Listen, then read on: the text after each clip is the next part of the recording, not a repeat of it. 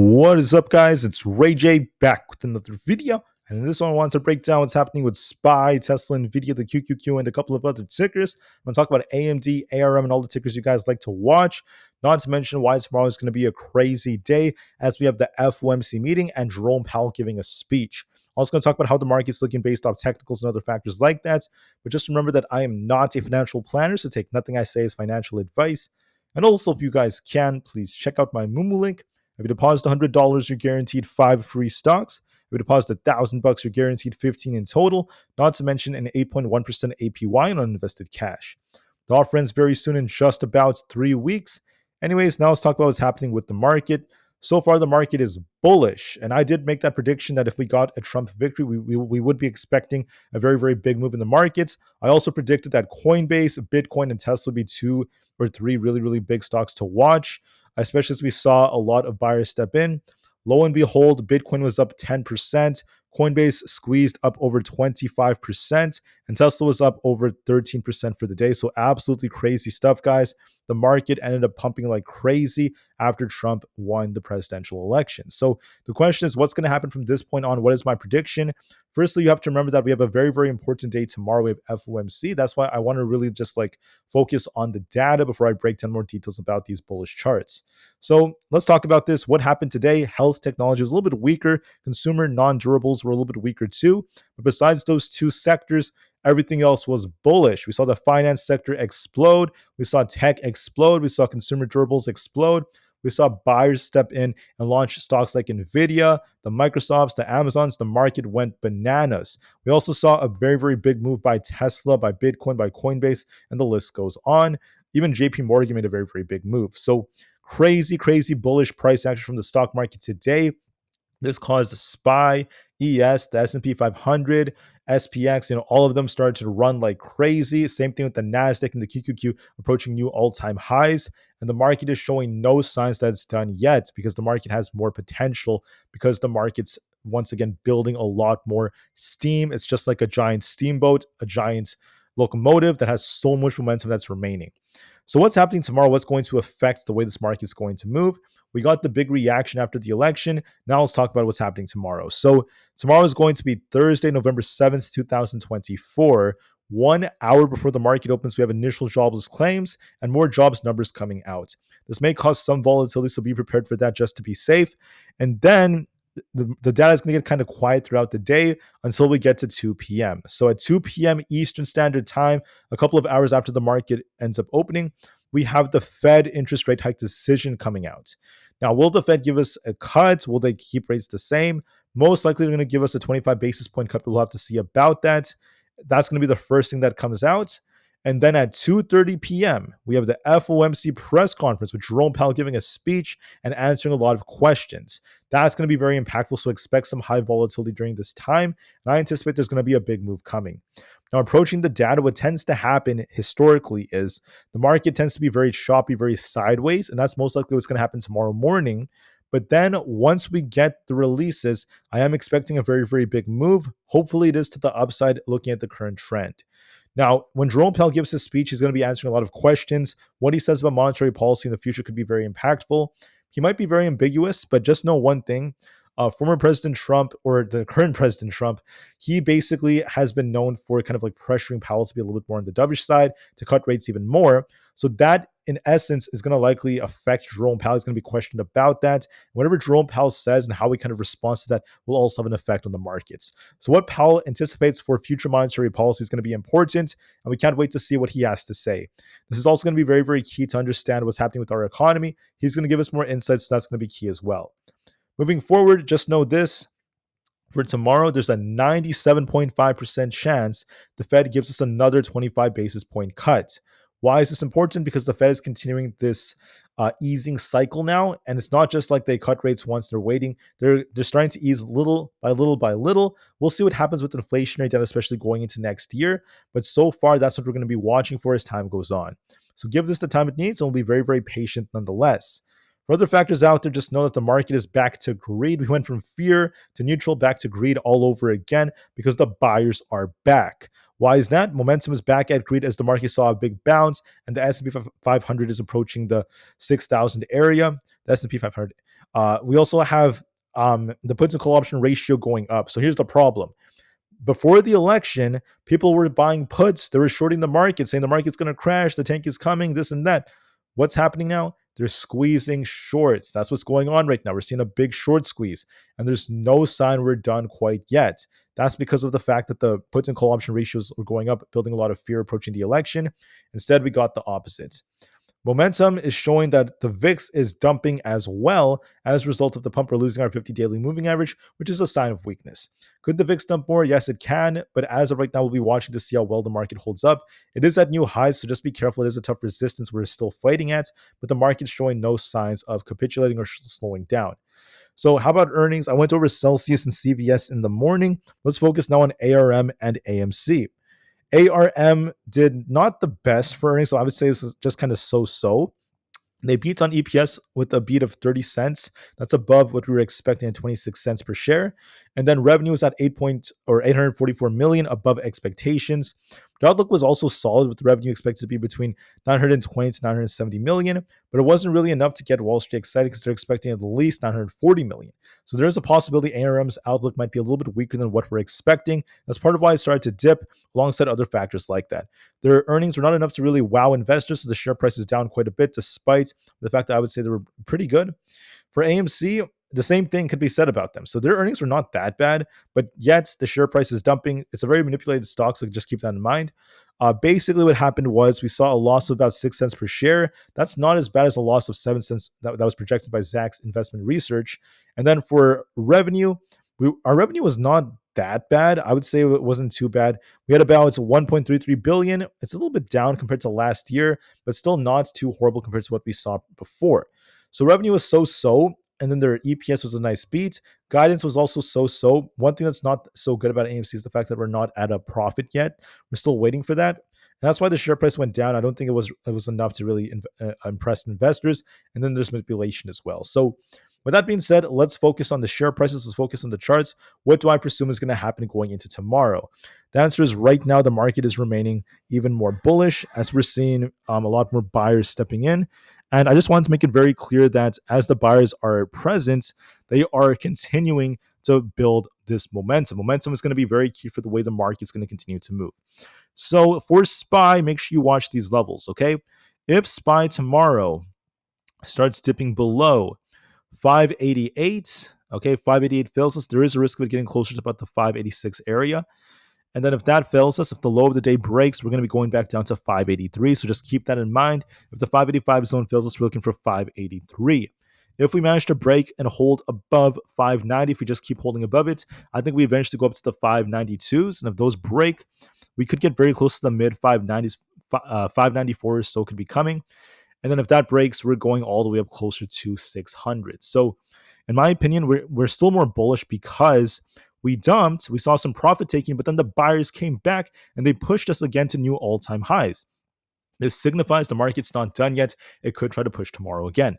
What tends to happen during FOMC days is we see a lot of sideways choppy price action in the morning. Then we get a bigger reaction once we get the Fed decision and factors just like that. So in my personal opinion, I think that there's a very, very good chance that we will push higher. I think that we're going to likely be looking for an attempt to get back up to about 592.5 or so tomorrow. Then we're going to be looking for a lot of sideways price action around 590. We're just going to trade sideways. And then once the Fed makes their decision, expect either a big pump or a dump. We'll see how it goes. Most likely, we are favoring upside, so we might attempt to push even higher again to continue to squeeze shorts. But we'll see just to be safe. We never know what's going to happen with the Fed. I expect a little bit more upside and a lot of consolidation tomorrow. And then we'll see what happens with Jerome Powell and his speech. For ES, I think that we're going for the 6,000 target. We're actually very close to it. We're looking at the current prices at 59.60 right now. If it breaks 59.80, I think we go up to 6,000. If we lose 59.40, we could be testing the lows of the day all over again, back down towards the lower 5900s. I favor this is going to be more bullish. I think that we could try to push for 59.80 as our potential target. And then once we hit 59.80 to 6,000, we're going to hit this area. Then we're going to see a lot of consolidation tomorrow morning. Then it depends on what we get from the very important FOMC rate decision. If we pump, we're looking for a bigger push. And if we get a rug pull, we want to see it lose 59.20. I don't know what's going to happen with that. It depends on what the Fed says and does, but nonetheless, the chart remains more bullish. So we should push a little bit higher tomorrow morning. Then we'll see what happens with the Fed. Give it some time to develop. Nvda is looking bullish. We actually broke the all-time high again, continuing to break out very nicely. In my personal opinion, as long as we don't lose 144, we are favoring a push for the 147.5 area. Then eventually we'll get closer to about almost 150. So we look more bullish nonetheless. There is one thing that concerns me though. If we do end up losing 144, we could turn back down. So just keep that in mind. I think that tomorrow morning we push for 147.5 or above, and then we're going to see some consolidation around there. Now, if we continue to break out, it could be dependent on FOMC and factors like that. And if we do get the breakout, we're looking for 150 as our target. But I anticipate a little bit more upside and consolidations to most likely move, and we'll see what happens from there. For Bitcoin, I anticipate it's going to dip a little bit because of the fact that we have a tough resistance at 76,000. What tends to happen when you hit new resistance areas like this is you dip a little bit. We could try to grab liquidity around 74,500 to 75,000 flat. Expect a little dip on Bitcoin and some consolidation, but then it may continue to launch higher as time goes on because we're on a very, very strong uptrend right now, and there's a lot of momentum that's remaining as we're holding our EMAs. Look for a dip and a bounce, and we could continue to try to break out for 76,500, which if we break, I think 78,000 is coming. So look for a dip and a bounce as the most likely cases.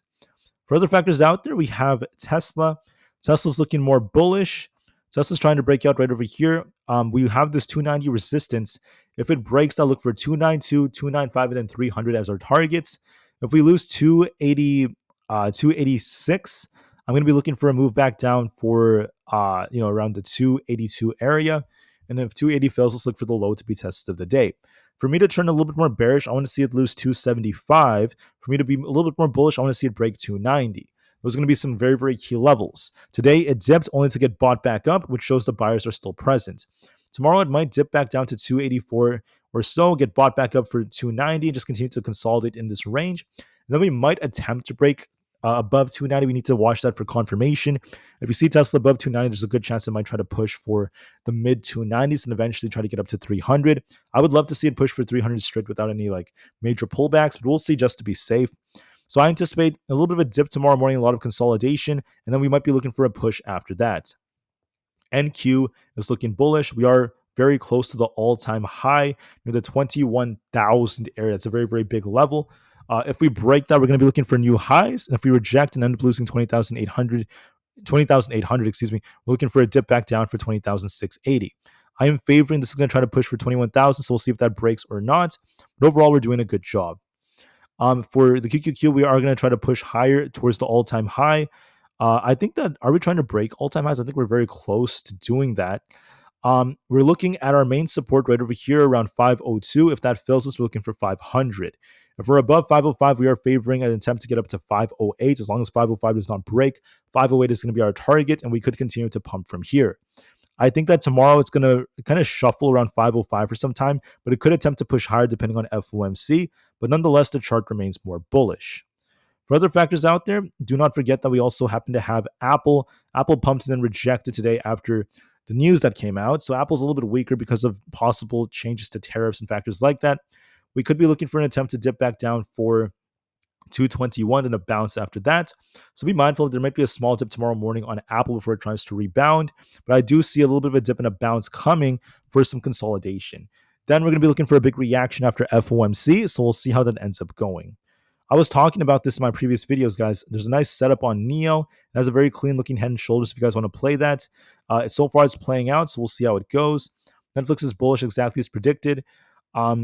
If we were to lose, hypothetically, 757, we're looking for a dip back down for 770 and eventually 764. If we're bullish, we want to see it break past 785. If that breaks, we're looking for a breakout for 790. Overall, we do look more bullish, so give it the time it needs. For Celsius, we dumped a little bit. We attempted to rebound only to reject, so still kind of bearish right here. I wouldn't be surprised if this tries to push a little higher tomorrow to get just under 30.5. And if it rejects there, we're looking for a dip lower. It still looks more bearish, might pop a little bit tomorrow morning before it starts to dip more. So watch for that just to be safe. For other factors out there, we have Palantir, which is still bullish after this victory. Whoops, sorry about that. I think this is going to be going up for 58 as our target, then maybe even 60 if that breaks. the chart remains bullish as long as we don't lose 54. I'm favoring upside for 58. For Supermicro, we turned more bearish. We called this out yesterday that there's going to be a rejection coming. The main support to watch for is very close to that 20 to 21.5 area.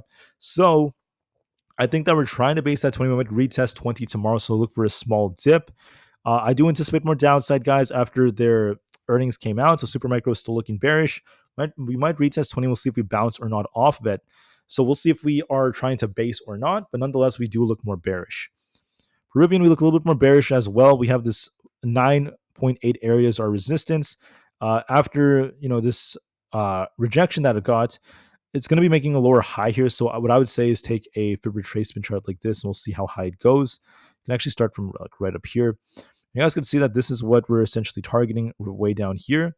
So I think what's going to likely happen is we might make our way back up towards our 0.5 retracement, close to $10. Then we could end up rejecting near there. So look for a little bit of a push closer to the high 9s, if not 10. And then we could reject right after that. So just keep that in mind, guys. That is what I am essentially anticipating for now. For other factors out there, we have the notorious SOFI. SOFI is basically in a very, very interesting position. It's on a nice uptrend so far. We have this gap below. So if we were to lose 11.65, I would anticipate it coming down to fill the gap. It pumped and then rejected. So it might be coming down to fill this gap towards 11.4 before it tries to bounce again. So look for a potential downside on SOFI. To be bullish, you want to hold above 12 to start pushing, but there is that risk of downside nonetheless. For the IWM Russell 2000, we are stuck between 238 and 235 is our range. I think we dip down to 235 tomorrow, then come back up and just continue to consolidate. And then FOMC will dictate if we get a big bounce or not. For AMD, we were looking like we're trying to bounce. Now we held 140 quite nicely. We got to hold 144. As long as we hold above that, we're looking for 147.5. If we reject, though, we're looking for a dip back down for 143. Nonetheless, we do look a little bit more bullish, so I could be looking for 144.69. On ARM, we got this big rejection. I do expect some downside for tomorrow, so it might be dipping closer to 135. So get ready, guys. There might be a dip coming to ARM after earnings. I don't know why I keep doing that. Sorry about that, guys. Coinbase pumped very, very hard, up 31%. However, it is due to cool off just a bit. Might grab a little bit of liquidity right over here around this 244 area. Then we could bounce, start pushing for 260. It's bullish. It might cool off a little bit tomorrow morning before it tries to bounce, but there should be momentum remaining, and there might be more upside coming. For Amazon, we look more bullish. As long as we don't end up losing 204, basically, I think we favor upside. If 204 fails us, we're looking for 202. I think we might dip closer to 205, but then we might try to bounce and continue to push. As of right now, there's no sign of it losing 204, so it still looks more bullish and might be going for 208. Meta's range bound between 573.5 and 560, going back and forth and back and forth. If we break 573.5 tomorrow, we're looking for a push for 580. And if not, we're going to reject. So look for a push tomorrow morning, a test of 573.5. If that breaks, we turn even more bullish when we push up for 580. If not, it is what it is. But just keep that in mind. Microsoft is more bullish. If we break past 421, we're looking for a bigger push for 424. If we lose 415, we dip back down. So we'll see how it reacts to that resistance. Look for a push for 421 tomorrow, and we'll see how it reacts depending on FOMC. Google looks a little bit more bullish. It might try to push for 180, and we'll see if it rejects or not off that resistance. So give it some time to develop. Besides that, we have a few more. DJT is looking a little bit more bearish. If we don't hold above 36.8, this is actually favoring a move back down to 30. So keep that in mind, guys. It might dip down to 30 before it tries to bounce again. The VIX has this big gap below, but just know the VIX is bearish. It got a big rejection. Will it come down to fill this gap here? Will it come down to these lows? It could. So there's no sign of the VIX bouncing quite yet. So give it some time. The 10-year has this gap to fill. We'll see what this does depending on what the Fed does.